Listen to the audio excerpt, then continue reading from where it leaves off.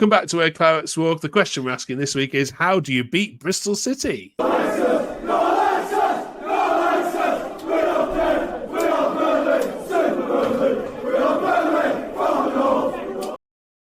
How to beat Bristol City, plus are Burnley under or overperforming? We're asked Dan to grade the transfer window, and which championship managers does Dan really rate? Should Scott Parker get the bullet? Right, let's jump straight into it. How do you go about beating Bristol City? They are unbeaten in 7. Oh, sorry, they were unbeaten in 7 until Sheffield United went there, but before that they were unbeaten in 7. It's a difficult one to call, isn't it? Because they've had a pretty solid start. They're only about mid-table-ish, but they don't lose many. They've only lost 2 or 3. They draw an awful lot. I think they won this weekend. I think, did they win? Yeah, they beat Norwich. Yeah. So it's a difficult one. And I think, again, given our form, albeit we did beat Swansea, I think we're probably hurtling towards a draw on this one, aren't we? Absolutely.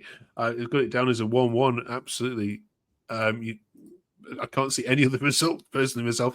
What about the team? It's very kind of you to think that we'd score.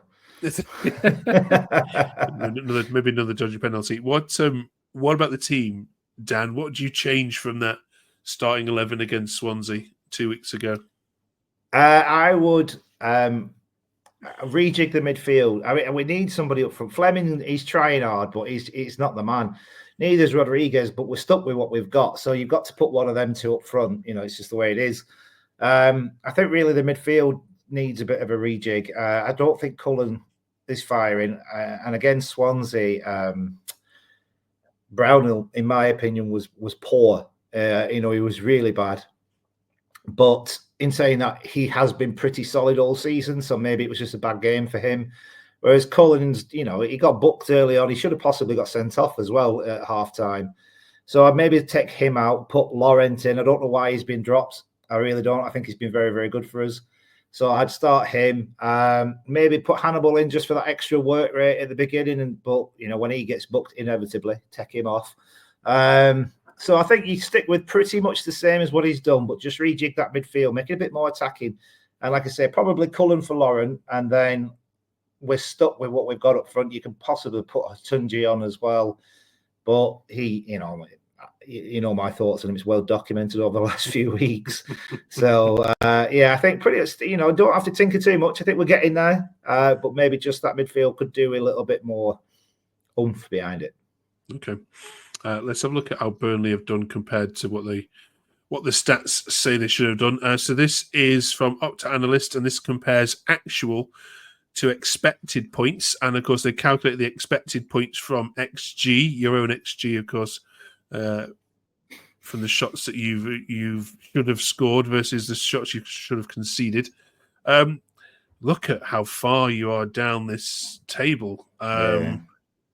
What does that tell you? I mean, your actual points is 23. Your expected points is 18.6. So you are overperforming in relation, of course, to what you expected. But look, you're halfway down the league in terms of expected points. That says a lot about your own XG in games, doesn't it? Which in some games, Dan, has been 0.0 something, which for Burnley is just not good enough, is it?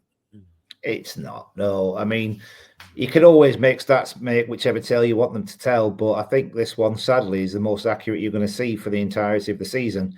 I think a couple of weeks ago, someone put a tweet on saying that our XG was the lowest in all the leagues and our goals were the lowest in all the leagues, and that puts it in perspective there. That's what it's there for, playing everyone to see. We're just not scoring. I mean, I think we've scored 1 goal in the last 4 games. Or 2. It's not many more than that.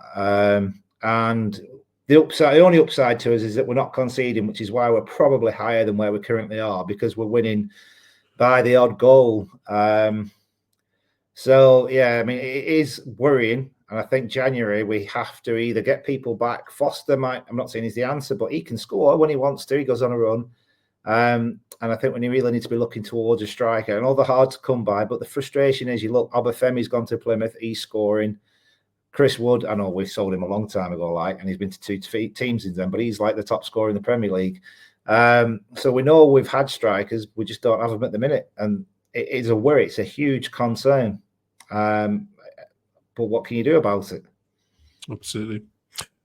Yeah, I feel like we're getting into a broken record, aren't we? Maybe one week we'll batter someone 4-0, and then we can we can talk about something we can else. change the record. Yeah, absolutely. If you don't yet follow us, please do drop us a subscribe. We really appreciate it. You know where the button is, just down below. Soon going to be Christmas. We'll look at the Christmas fixtures, of course, next week. But we've got to tie a bow around the summer, first of all. Last time I asked you to grade the summer transfer window, you said, "Oh, we've not seen all the players yet, and you know some haven't featured." So now I think it's a fair question to ask you to grade for the last time. How good was Burnley's recruitment? Now that you've seen enough of the players you signed, it wasn't great. We've recruited championship level players. You know, this team has ambition to get out of this out of this division, which is fine. I think some have been hits, some have been misses. I think Lauren, I quite like him. I think he's been very good. Anthony hasn't really started firing yet. I think Sarmiento's coming into it a bit now. He's getting a bit of game time. He was very impressive against Swansea. Hannibal is a lot of energy, but not much substance behind him. And we're not scoring. Fleming, you know, he hasn't really shown to be a goal scorer. So you've got to think, at first we were looking maybe 7, 8, 9 out of 10. Now you're looking maybe like 5, 6 out of 10. We've solidified things up, but, you know, the back four, I think, aside from Perez or what's he called now from Chelsea? The other, he come on against Swansea. I can't remember his name now. But aside from them two on the left-hand side, we've not the back four. So you've got Roberts, CJ Egan Riley, Esteve, and Trafford. We're all there anyway. So we didn't recruit them. We had to get a left-sided player, which we have. And so, yeah, it's not been terrible. We've got players of a decent style. We're fourth in the league. We're solid. We're just, I think, had we have got a decent striker, we'd be having a very different conversation. But as it is, we're not. So it's been okay. It's not been bad.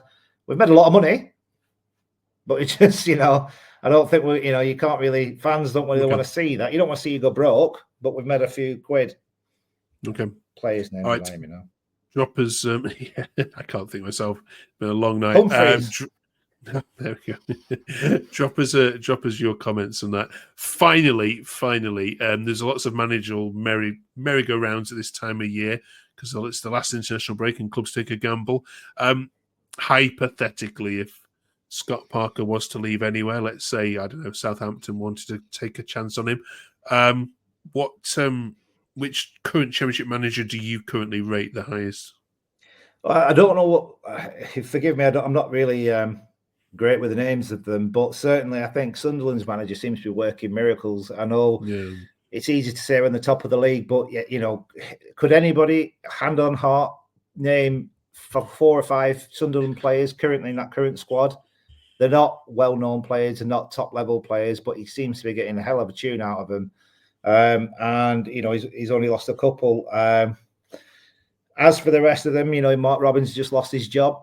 I think that was probably a little harsh. I know Coventry are, bottom half of the table. I think they're our next home game as well.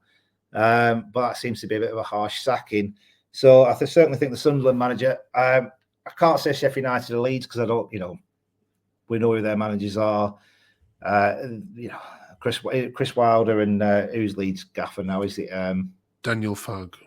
They're decent enough. Don't get me wrong, but I think the Sunderland manager is brilliant. Okay, good shout, Regis Labrie. Right, drop us your comments below. Right, well, enjoy your trip to Bristol City. We will catch you the other side of it. Thank you very much for watching, and we'll see you in a week's time as we count down into the next section of this amazing championship season, Christmas time. See you then.